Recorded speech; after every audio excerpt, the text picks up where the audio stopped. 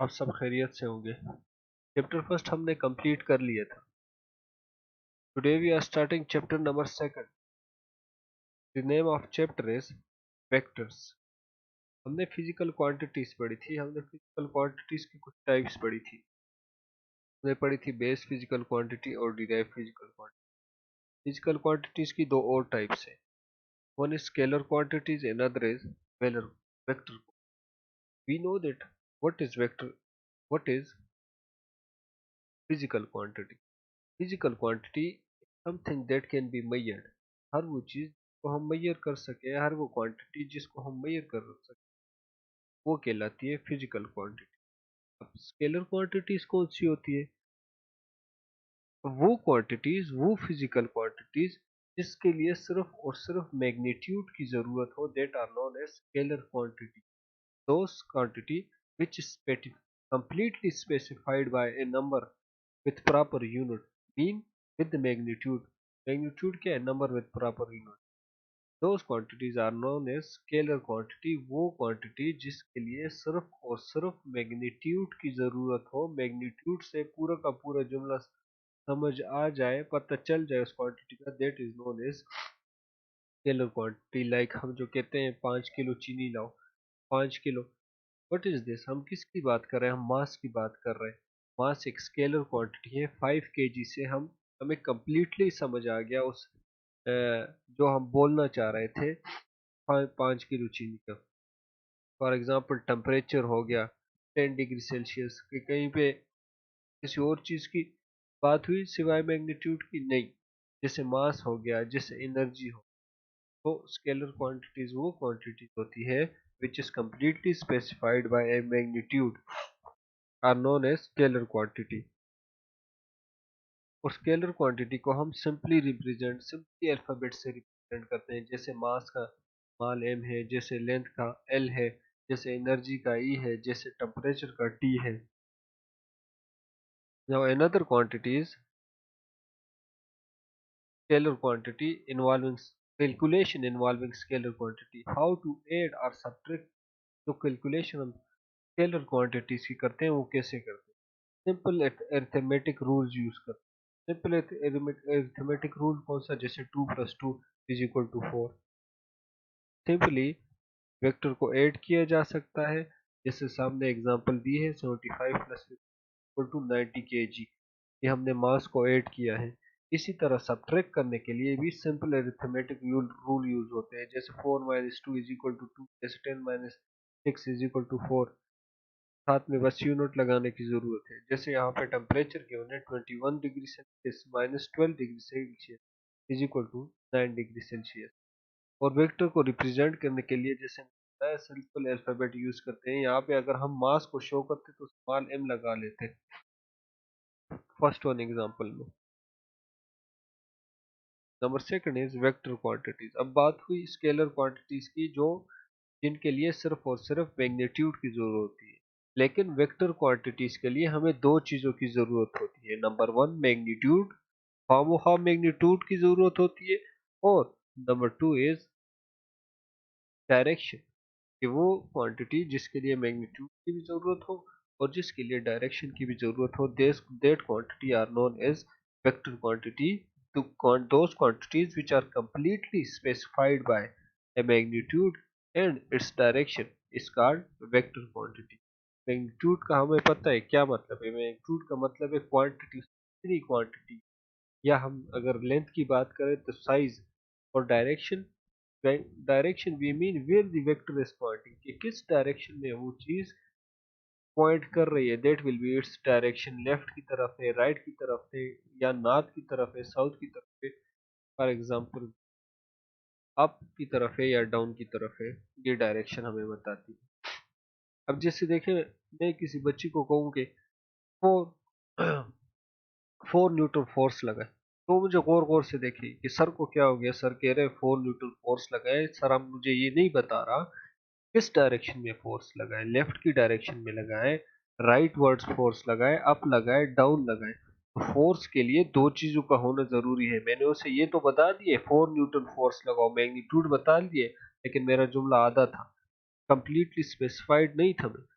तो तभी बच्चा कंफ्यूज था कि उसने कहा कि किस डायरेक्शन में फोर्स लगा है। जब मैंने उसे बता दिया कि 4 न्यूटन फोर्स लगाओ towards the north on that something जो भी है, तो तब उसको समझ आ गई कि सर कह रहे हैं कि 4 न्यूटन फोर्स लगाओ इस डायरेक्शन में।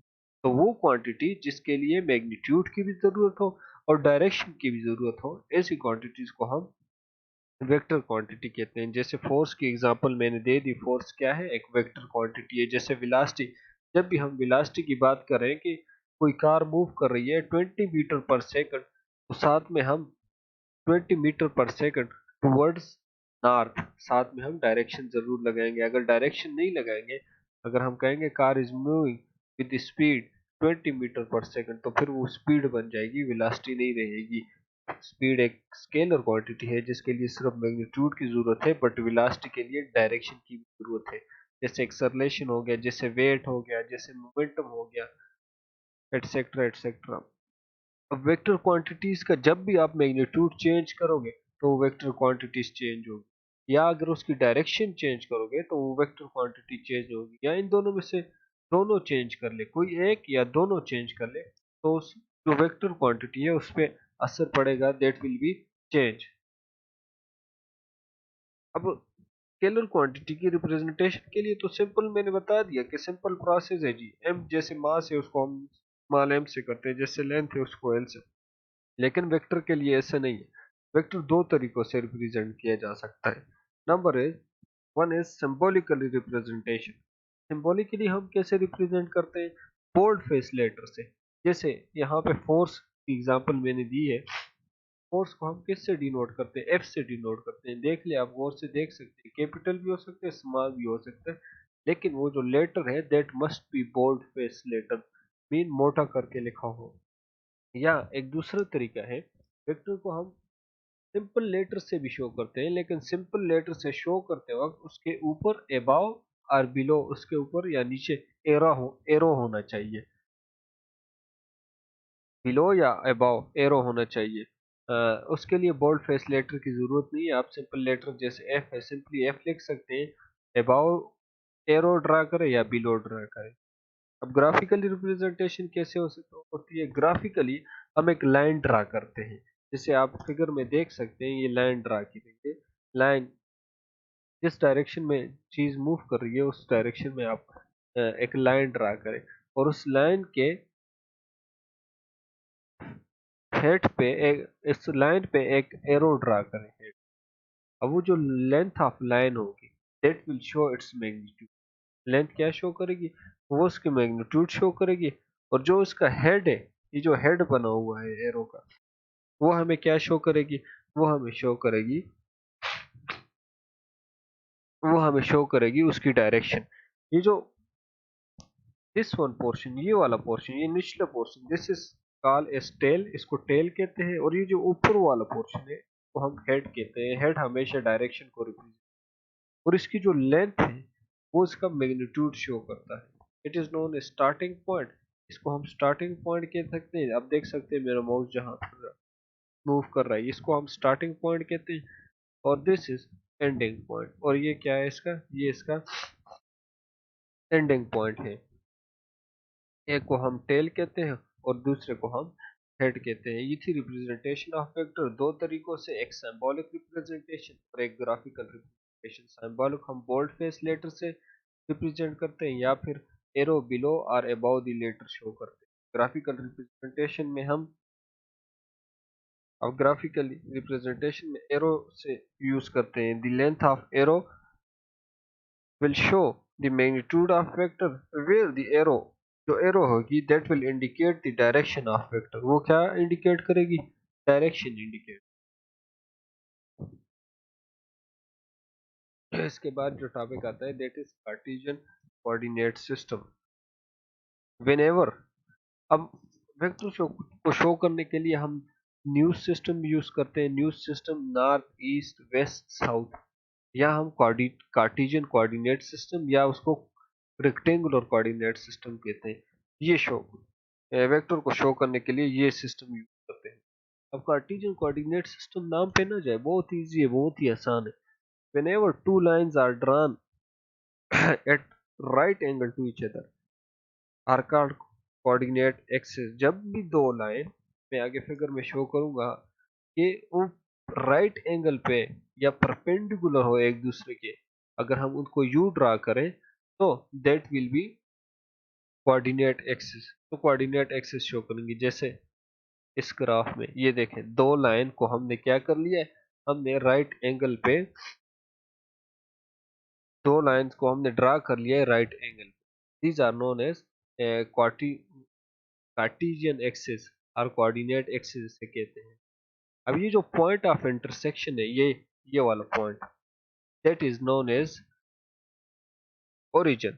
इस पॉइंट को हम क्या कहते हैं, इस पॉइंट को हम ओरिजिन कहते हैं। This system of coordinate axis is called, ये जो सिस्टम है इसको, इस पूरे सिस्टम को, ये कोऑर्डिनेट एक्सिस का जो सिस्टम है कार्टेशियन कोऑर्डिनेट सिस्टम कहते हैं या फिर रेक्टेंगुलर कोऑर्डिनेट सिस्टम कहते हैं। अब दो लाइनें हैं, एक हॉरिजॉन्टल है ये वाली line, this is known as horizontal line, and ये वाली line this is known as vertical line. ये जो हॉरिजॉन्टल लाइन है that is known as X axis, इसको हम एक्स एक्सिस कहते हैं, and this line vertical line is known as Y axis. Horizontal line को हम क्या कहते हैं, एक्स एक्सिस को एक्स एक्सिस कहते हैं, और वर्टिकल लाइन को हम क्या कहते हैं, वाई एक्सिस कहते हैं। The x axis toward the right is positive, ये जो ओरिजिन से राइट की तरफ एक्स एक्सिस होगा that is positive X axis, और ये जो ओरिजिन से लेफ्ट की तरफ एक्स एक्सिस होगा that is negative X axis.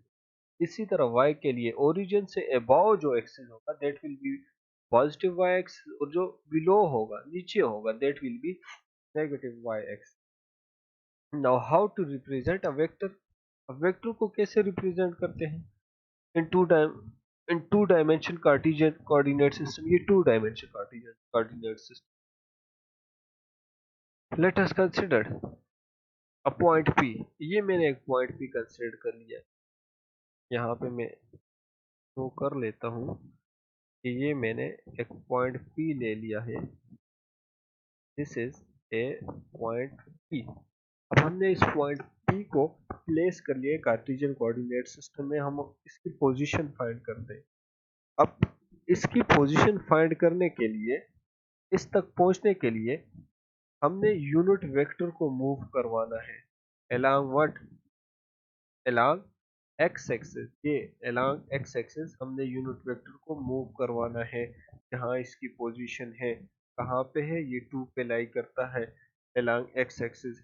इसी तरह and b along y axis, और b को along u y एक्सिस पे मूव करवाना है, एंड देन, और फिर इन दोनों पॉइंटों को मेट जोड़ दें, तो ये हमें क्या बताएगा, हमें इसकी पोजीशन बताएगा। यहाँ पे जो दो तरह की एंगल यूज हो सकती है, along x axis, along y axis. अब ये तो हमने हमें बता दिया है, मैग्नीट्यूड बता दिया, ये जो 2 along x एक्सिस 2 बता रहा है 2 मीटर है, या जिसमें आप डिपेंड करता है स्केल सेंटीमीटर में या मीटर, 2 सेंटीमीटर है। along y एक्सिस की जो पोजीशन है वो ओरिजिन पॉइंट से 3 सेंटीमीटर पे है, और y x एक्सिस पे 2। लेकिन डायरेक्शन बताने के लिए हम यहाँ पे एंगल यूज करते हैं।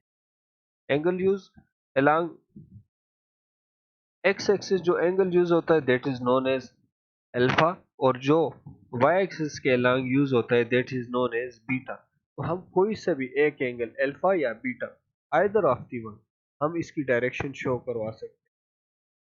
वो अल्फा से भी करवा सकते हैं, बीटा से भी करवा सकते हैं। It was Cartesian coordinate system in two dimension, Cartesian coordinate system in three dimension. इन स्पेस की बात करें अगर हम थ्री डायमेंशन में, तो इसके लिए कार्टेशियन कोऑर्डिनेट सिस्टम वही प्रोसीजर है। हम गए पहले along x एक्सिस, फिर along y axis, now along z axis भी मूव करना है हमने यूनिट वेक्टर c को। पहले दो वेक्टर हमने लिए थे a b, अब c लेंगे, तीन वेक्टर ले लिया। अब यहाँ पे आप फिगर में देख सकते हो, ये x एक्सिस है, ये y एक्सिस है, ये z एक्सिस है, और ये ओरिजिन पॉइंट है। अब along ये एक कोई वेक्टर p है जिसकी पोजीशन हम फाइंड कर रहे हैं। अब थ्री डायमेंशन के लिए थ्री लाइंस, वहां पे टू लाइन म्यूचुअली परपेंडिकुलर थी, यहाँ पे three lines are mutually perpendicular to each other.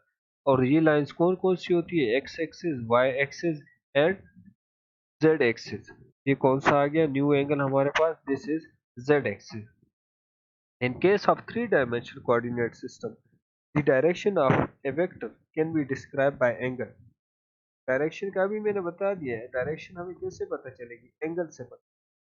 वो angle, that angle alpha along x-axis, this is alpha along x-axis, and this is, first time है drawing जरा ऐसी आ रही है, beta along y-axis। Direction find करने के लिए हमें एंगल की जरूरत होगी, and this is gamma along z-axis। this is what? This is gamma along z-axis। this was the Cartesian coordinate system। ये दो लाइंस म्यूचुअली परपेंडिकुलर हम ड्रा करते हैं, एक लाइन शो करता है एक्स एक्सिस को, दूसरा लाइन शो करता है वाई एक्सिस को। वाई एक्सिस को शो करता है X axis from origin point पे, फ्रॉम ओरिजिन पॉइंट से towards right positive X axis होता है, towards left negative X axis. और Y axis above the origin is positive and below the origin is negative। और two Cartesian coordinate system in two dimension हमने show कर लिया कि वहाँ पे कैसे हम किसी वेक्टर की पोजीशन फाइंड कर सकते हैं। फिर उसके बाद स्पेस में भी हमने देख लिया किसी वेक्टर की पोजीशन हम कैसे स्पेसिफाई कर सकते हैं। Thank you everyone for your attention. अल्लाह हाफिज़, see you in next lecture.